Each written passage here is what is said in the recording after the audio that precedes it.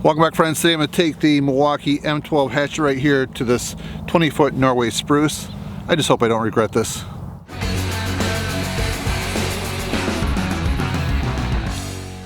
So this tree in my yard actually has a name. Her name is Sue. I'll explain why a little bit later.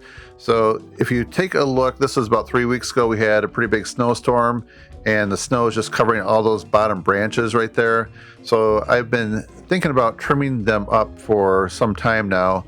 And I recently discovered that late winter is the best time to do it. If you take a look here, this is my neighbor down the road. They trimmed up all these trees right here so you can have better visibility. You can see if deer are hanging out. So that inspired me to take action on mine today. So right now March is right around the corner, which means we'll have some hints of spring coming up soon. And I'm trying to go around the tree now with my GoPro to find an opening to get in there and do some cutting. So the first thing that I found is an invasive vine that's coming out of the ground and going up the tree and wrapping itself around it. So we want to get rid of that. If you're wondering about the saw that I'm using, it's a Milwaukee M12 6-inch pruning saw. It's battery powered and very handy in these tight situations here. I'm also just want to let you know I'm careful not to hit the ground with it because that will dull the chain right away. So check out this vine. What a mess. I think I trimmed it a year or two ago, but they grow back pretty fast. All right, so now I worked my way back in here again, and now I'm going to work on trimming the lower branches. I'm not going to go up too high on this. I don't want to be too aggressive.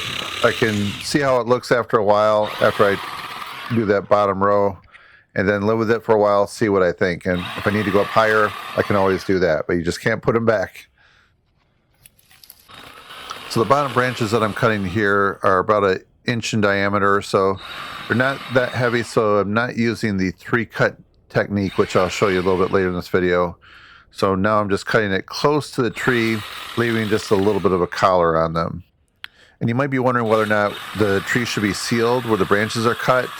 Some schools of thought say that you should. Others, like me, say not to and let them heal naturally, especially if you're cutting them at the optimum time of year, like I am right now in late winter. So if you're thinking about doing this to one of your trees, just know that it's a permanent decision. It won't grow back down there. So I'm going to just do the minimum amount today and then take a look at it, see what the family thinks and everything, and then go back later if I need to. I think it's just going to give it a neater appearance overall, make it easier to mow under as well.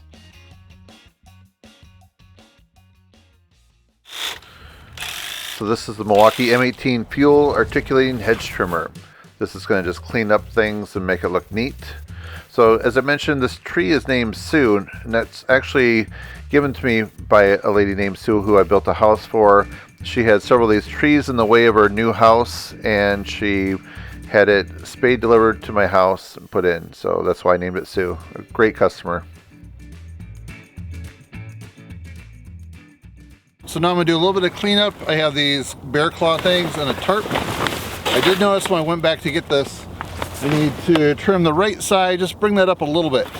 It does help to stand back a little bit every so often, get a good look at, see what it looks like at different distances.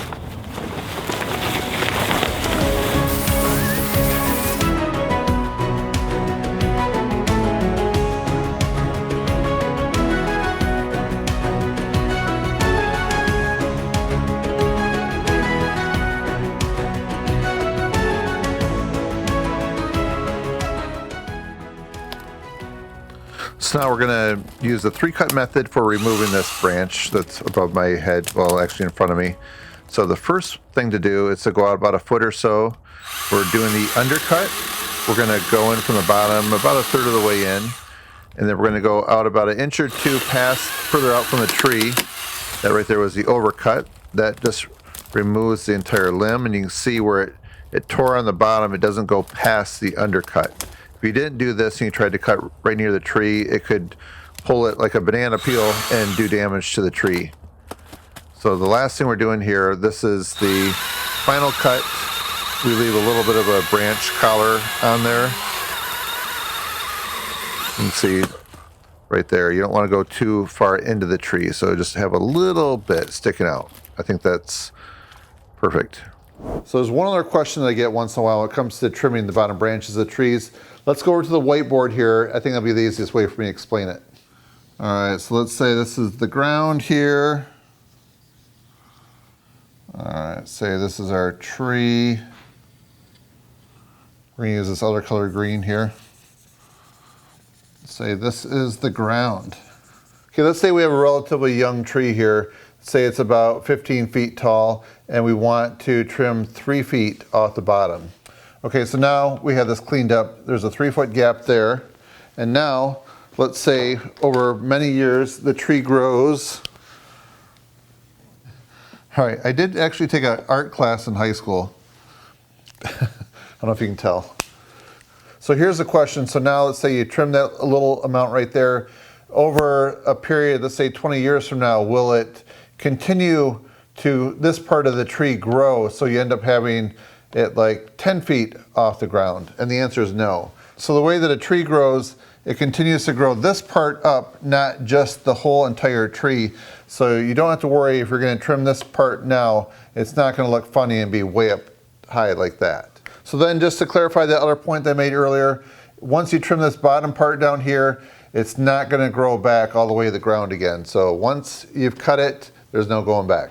So hopefully I've been able to answer all your questions up until this point. So if there's anything else you have, put them in the comment section down below. And if you have any other additional information to share that I may have left out, please also put that down there, because we all learn from each other here in this community. So now I'm gonna go inside and see if my wife or my family have any comments. They actually didn't know I was gonna come out here and do this. They did see me walk around the other day with this saw. I was thinking about starting it then, but today was actually the best kind of weather I think that we could have, because we're getting really close to spring. So now I'd like to know what your thoughts are on this project. If this was your tree, would you bring the limbs up a little bit, or would you just leave it natural? I'd like to know what you think. And then if you have any questions about anything here, let me know. Or if you'd like to find out some more information on some of the tools shown in this video, I will have some links down below to the Milwaukee tools featured at the Home Depot. So if you enjoy this video and find it interesting and informative, please give it a thumbs up and help support my channel. That's it, friends. Thanks for watching. See you next time.